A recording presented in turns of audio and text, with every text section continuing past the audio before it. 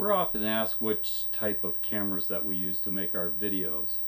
In this video, I'm going to share with you the cameras that we use and some of the other gear, as well as how we use it. And keep in mind, that's the most important thing, is how you use the gear more than the gear itself. You can get by with a lot less than you might think.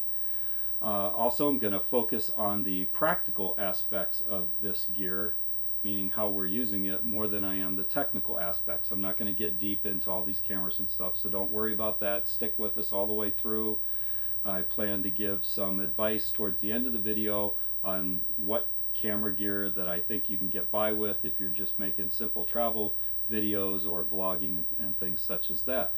And also be sure to check out the description for this video, because I'm going to be putting the links to the gear that I show in this video, as well as some of the comparable models, so that you can make your own informed decisions on what gear works for you.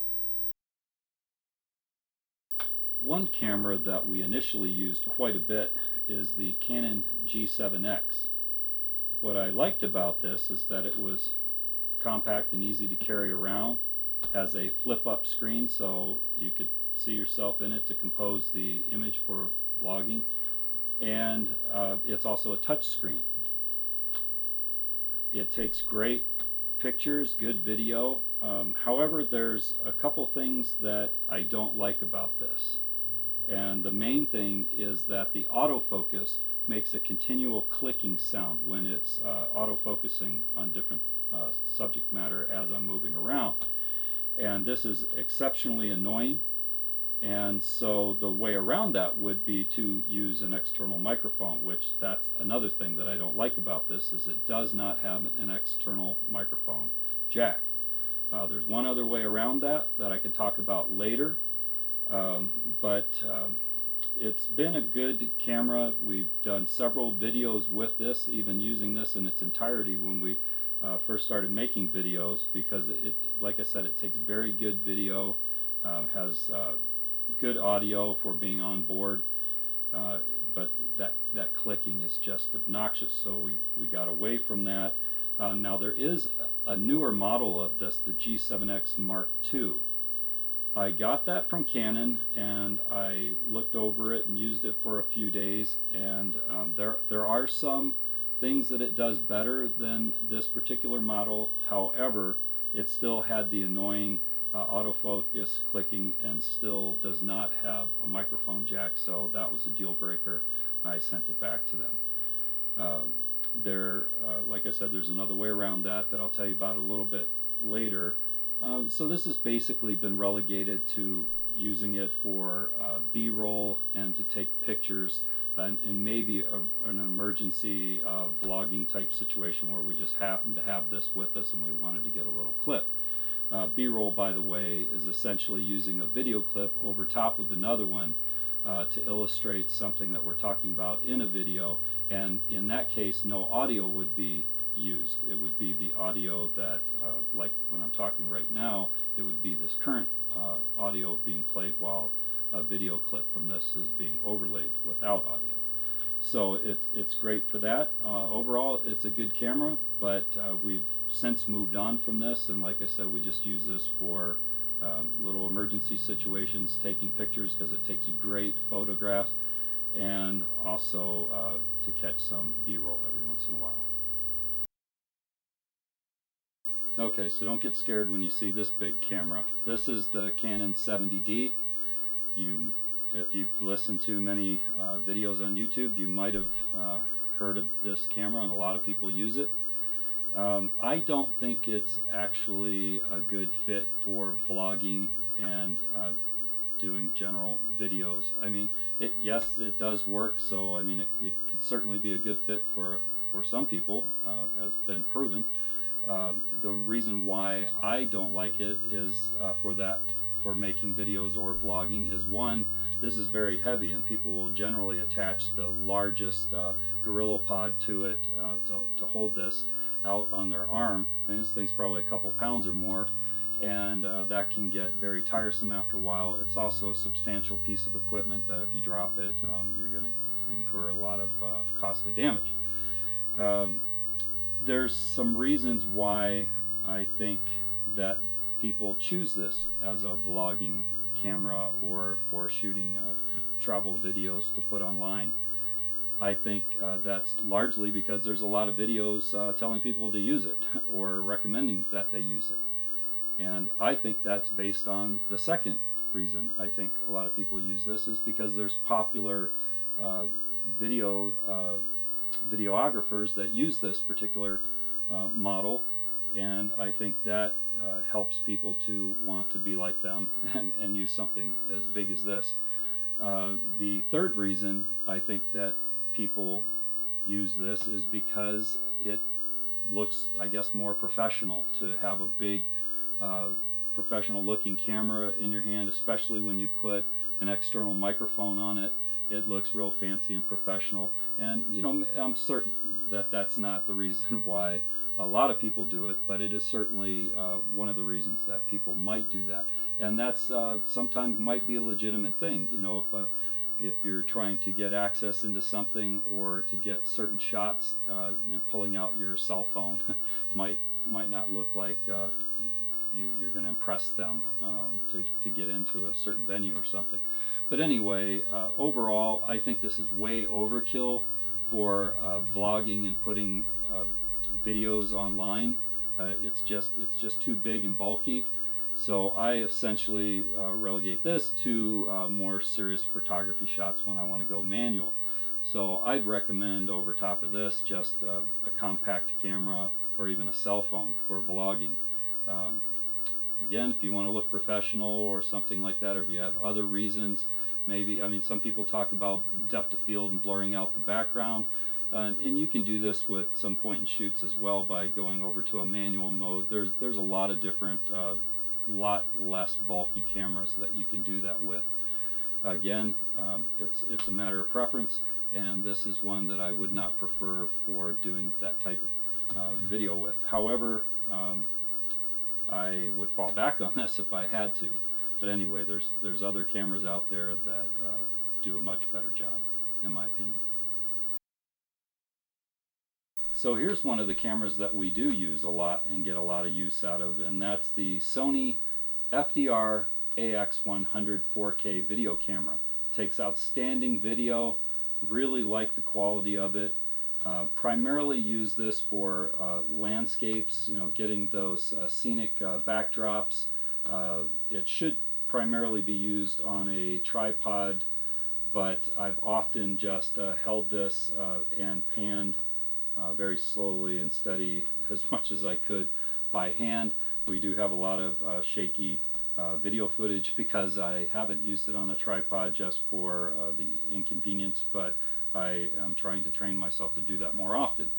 Anyway, this is an outstanding camera. One of the things that I do like about this is it does have manual controls. I can overwrite things like the focus and the exposure and things like that, and take outstanding video in a variety of different situations.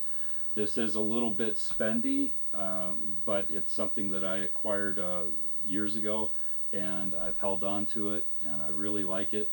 There is one issue with it that I don't really care for, and that's sometimes when we've had it set up to do an interview, or we did a kind of a sit and spit or sit and talk type of video and had it on a tripod pointing towards us, the video footage, when we watched it, we noticed that it would do what's called hunting, and that's going in and out of focus, trying to get focus back on our faces.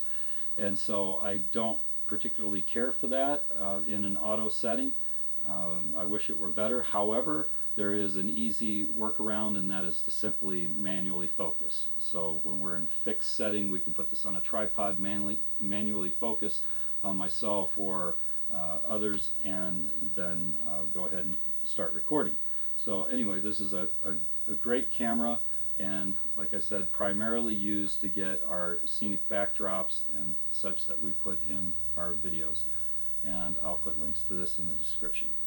Another camera that we use that is a sibling to the Sony FDR-AX100 is the Sony FDR-AX53. And I can't show that to you right here on the table because I'm actually filming with it, but I will run B-roll, as you'll see now. And show that camera to you. I like that it's very easy to hold in my hand, very lightweight. I can easily vlog with that, and it has outstanding image stabilization.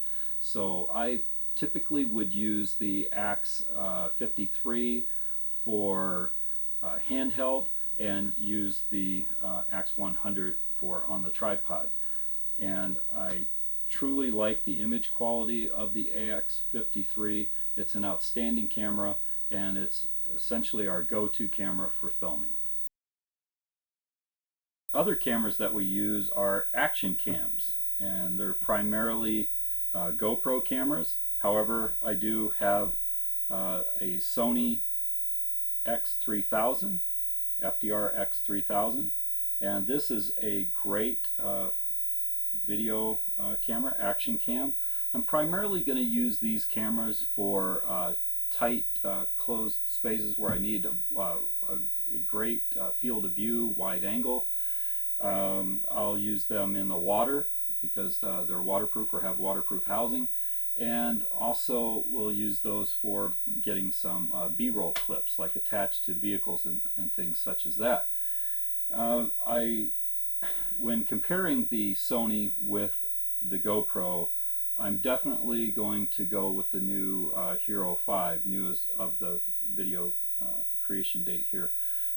These Hero5s have a lot more benefits over these. I primarily like the image stabilization, is what I would say is best about this Sony FDR-AX3000.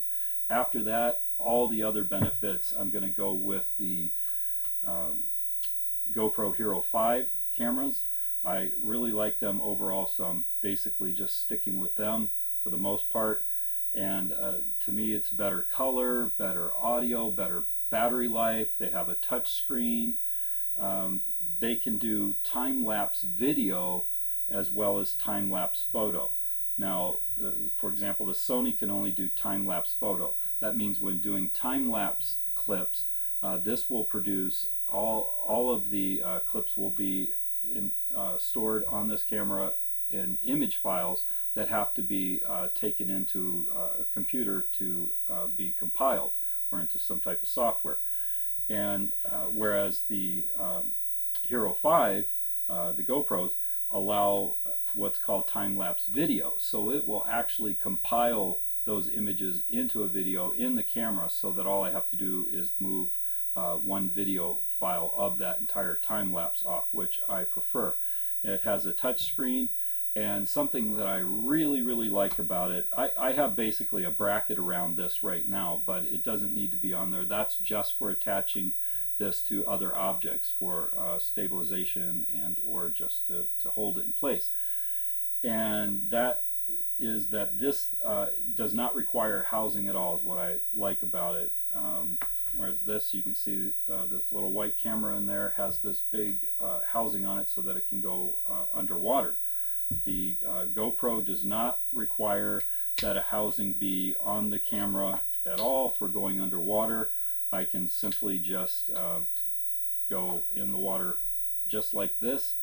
Another one of the Hero 5 cameras is the Hero 5 Session, and this one's also in a little bracket housing. It can also go directly under the water.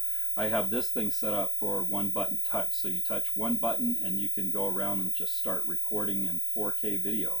Just beautiful, gorgeous video. These are essentially for things that are in the immediate vicinity. They're not meant for things that are far off. They'll look way too tiny on this type of camera. But anyway, they take really good photos. We'll use this underwater a lot. They are, like I said, one touch will start the recording, one touch to stop the recording. So you can hand this to a child and get some other footage from another angle, have a kid run around with it, and it's very easy to use. And so I definitely prefer the GoPros overall. They come with a lot of accessories. There's a lot of manufacturers making a lot of different accessories for these cameras, and so these have been really good to me. I have some older models of them that I will basically just have relegated to putting them on the outside of vehicles, so that I don't have to put these newer ones on the outside. and risk them falling off or something. I've never had that happen, but if it did, I'd rather it be one of the older models. But these are outstanding cameras, so we'll use these every so often to get some footage, like I said, in tight places, underwater, and even to just get some B-roll, like attached to objects or vehicles and such. A few miscellaneous cameras that we'll use are a dash cam, a cell phone, and a drone. Now the dash cam that we have, we use all the time. As soon as we turn on the key to our vehicle, the dash cam comes on and starts recording. The chip that we have in it for memory, the SD card, actually will hold about 10 hours of constant video recording. So that's 10 hours of actual driving, which we'll go ahead at the end of the day, and if we know that we're going to keep the video from the dash cam, we'll go ahead and get that out of there and back it up to computer, and then go ahead and put the chip back in. And what happens is, once the chip gets full, it will begin overwriting the oldest video clip on the chip. It'll record in 5-minute increments is how we have it set. And so we use that quite extensively for our travel videos. When we're traveling in between locations, we'll throw up some of the scenery from that. We like it because it's great quality and it's stable. It's mounted to the windshield, so it's always there, it's always recording. It's really good if something happens. We're always, we could probably put together a video of just all the crazy things that have rolled out in front of us or jumped out in front of us, or all the people running red lights and things like that. It'll also come in handy if there's ever an accident and you have to have that front view recorded. And one of the dash cams that we haven't hooked up actually gives you a rear view as well. But anyway, the dash cam is a really good addition to making our videos. And a cell phone. Now the cell phone is something we essentially have with us all the time, so it's basically just a fallback camera. It takes great videos. The model that I have, I can put a link in the description to that, and it also takes good video clips. And we'll sometimes fall back on it when we go, oh no, we left the video camera in the truck, or we didn't bring a camera for whatever reason. We'll have this and we can get a clip and use it as a later date, and it takes pretty good video. And actually, for people that are just doing vlogging or what they call talking head type videos, you could probably get by with just using a cell phone. Another camera that we'll use is a camera that's on our drone. We have a 4K camera on our drone. I'll put links to the drone cameras and equipment in the description.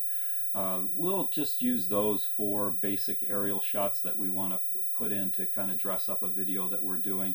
Don't use it as often as I'd like, just because it's not practical for me to get it out all the time, and the batteries will drain when they're stored, so I essentially always like to start with full charged batteries so that it doesn't fall out of the sky, and so that takes time, and so I'm not always prepared for that, but we are putting together a system so that we could put a little bit more of that type of footage in.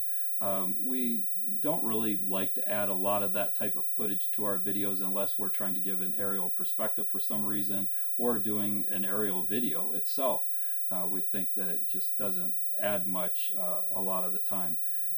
But anyway, we do have that available, and we have used it in the past. And so that's some of the miscellaneous cameras that we use. Okay, so now I'm going to talk a little bit about some of the supporting equipment that we use with our cameras. And first up is tripods and stabilizers. I'm actually using my main tripod right now in filming this video, so that's in use right now. And you know, there's so many tripods out there and so many recommendations and everything. You basically want to get something that's sturdy, easy to use, and probably lightweight if you're going to be taking it around a lot. The particular one that I use is a little bit heavier than some in its class, and that's basically because I don't really carry that around so much, and it's used a lot for doing interviews or sit and spits like I'm doing right now, and so don't really need anything extremely fancy. I'll put a link to that tripod in the description. Also have a fluid video head for it so that it makes very fluid pans so that there's no catches or anything like that when panning videos of scenic overlooks and things such as that. Another thing I have is this Sirui, I think I'm pronouncing that correctly, and this is really an interesting piece of gear here. This is essentially a monopod that has some little feet that will expand down and can be used as a tripod of such. I wouldn't leave this unattended, but anyway, you put your camera up here and put whatever type of head on it you want that comes, that works best for the gear that you're using, and you can actually pan with this by twisting here, so you can get some semi-fluid motion with that. But this is really great when you don't have the footprint of using something like a tripod and you want some stability, almost like a monopod, and be able to carry it around. I've used this on trolleys and tour buses and things like that where there's not much feet room. And also even in a restaurant one time we were filming, we were able to put that right up against the booth there so that it wasn't in anyone's way. So it's very compact and lightweight and substantially built and comes with great reviews. I'll put a link to this particular model in the description. This is something that I hope to even use even more because it's a really neat piece of gear, and I always get looks when I'm carrying this thing around and setting it up. It's really neat, so I like that a lot. And another thing that I'll use with the GoPros is one of these Feiyu stabilizers, and this basically is a gimbal and with a battery, and it allows me to walk and talk and get stable video with using GoPros. So these are quite neat. I've got another one coming that's made more for the Hero5, but this is another thing that's very handy when using our GoPro action cams.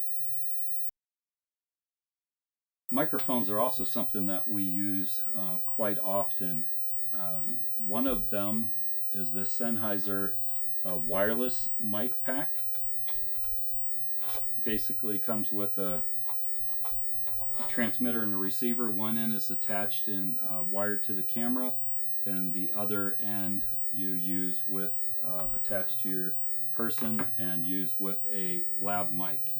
And so that gives us the ability to record into the camera good quality audio while moving around a little bit. So if I turn my head away from the camera, it'll still pick up my voice. If I walk 20 feet away, it's still going to pick up. So that ends up working out very, very nicely for us. So we have this wireless microphone system on hand when we need it. And this is only for one person at a time. The receiver will only pick up one transmitter mic at a time. There are other models out there. I can actually put a link to one that is less expensive than this, that you can hook two microphones to the receiver, so that you can have two people talking and recording at the same time. So that is of good help too. All right, the next microphones that we use quite a bit are these Rode video mics. Now, one of them that I'm currently using on the camera that I'm recording with now is the Rode VideoMic Pro, and this is the Rode VideoMic GO. This has what's called a dead cat on it. These furry things are essentially there to cut down on wind noise. Otherwise, when you take them off, they leave a little styrofoam or just a plain little plastic microphone stem there. But I just keep them on all the time. They're great to cut down the wind noise, and they just plug into your camera. And then if you have a camera that allows manual audio settings, then you can adjust the levels accordingly. Now, the difference between the Rode VideoMic Pro that's on the camera that I'm using now and the VideoMic GO, the biggest difference is that or at least in terms of practical reasons, is that the VideoMic Pro requires a 9-volt battery, which in turn requires that you use an on-off switch on it. I've actually filmed videos, segments that I forgot to turn the switch on, and it's rare, but when it happens, it's never fun. It doesn't pick up any audio at all, and because it's plugged into the camera, it's turning off the onboard audio capability, so you're left with absolutely no audio whatsoever. And in turn, you have to remember to turn it off when you put it away so that the battery's not dead the next time you pull it out to use it. So it can be a little difficult in that sense. However, it is a superior microphone to this one in that the audio just sounds better. It's also more directional towards the front of the microphone. Doesn't pick up a lot to the sides or to the back as much as this one does. This is the Rode VideoMic GO, which does not have an on and off switch because it does not require its own power. It gets power when it's plugged into the camera, so no need to remember to turn on the audio or to turn it off. It still has really good sound, so I could still recommend the use of this microphone. I prefer it for running and gunning when you're just basically off the tripod with the camera, walking around and filming. And also when we're going to be side by side, two people talking or something, it'll pick up some of that side talk a lot better. You don't have to be right in front of it as much as you do with the VideoMic Pro. So these two external microphones come in handy quite a bit, and we use them quite often. Other microphones that we use, other than the lab mic that goes with the wireless, are these other two wireless, or not wireless, but wired lab mics. And one of them is made by Giant Squid. I don't have the model number here with me, but I'll dig it out and put it in the description. This microphone is my go-to lab mic. I've got a little fur over the top for wind, to cut down wind noise. But this is an outstanding microphone. I really like this. You can plug it directly into a camera or a recorder and get your audio. And it's really good sounding audio. I like this a lot. This is my go-to lab mic when I don't require a wireless situation. Another one that's very cheap is this ATR microphone. Again, I'll put a link. This one has a 25-foot cord on it, which is a little cumbersome, but can come in handy when you need to be wired and at a distance.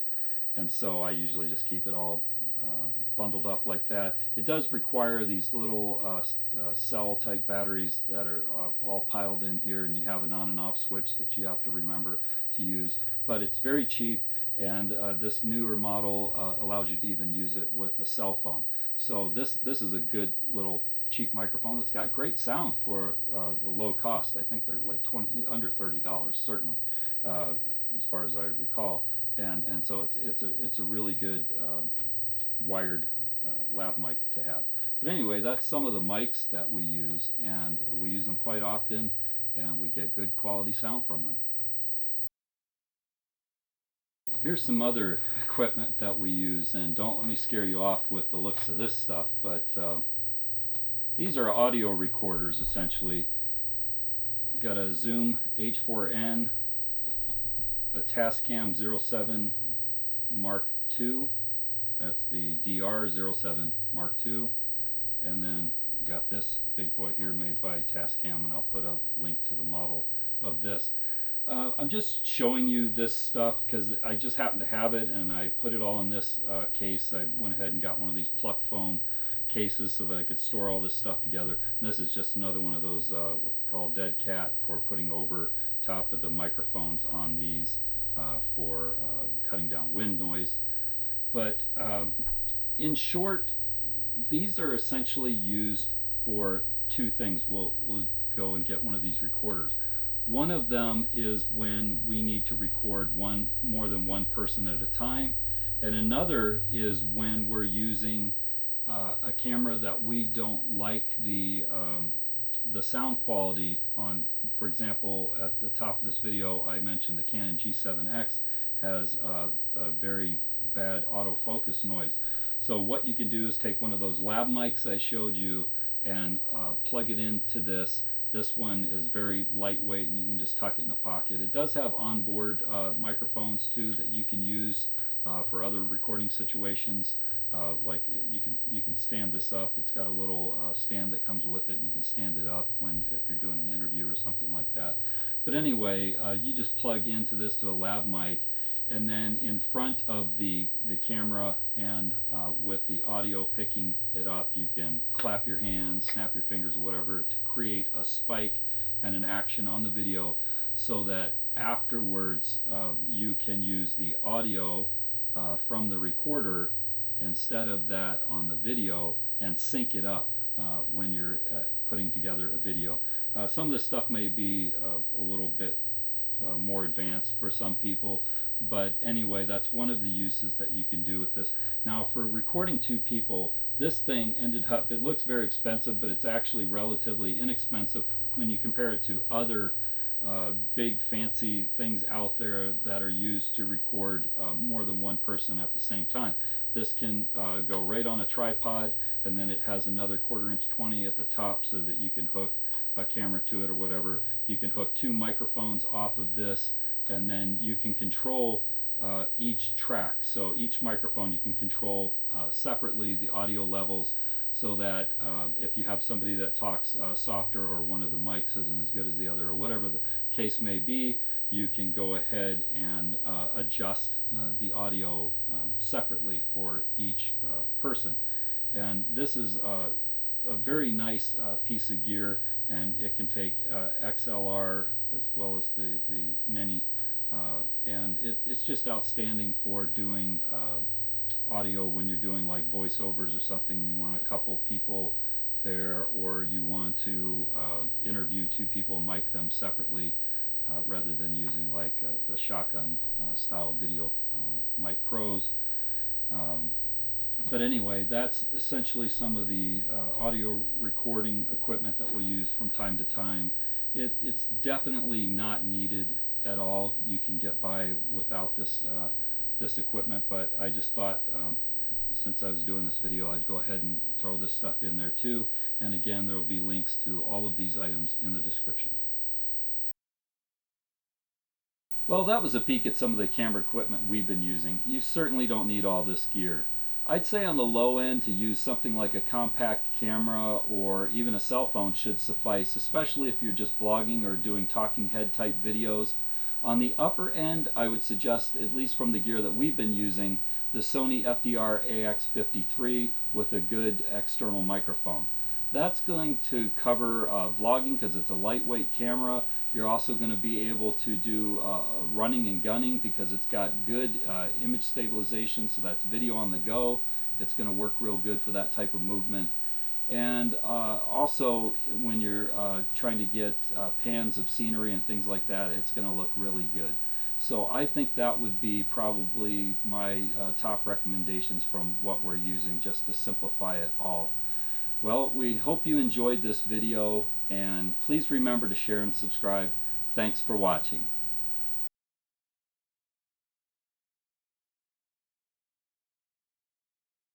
Oh, I almost forgot.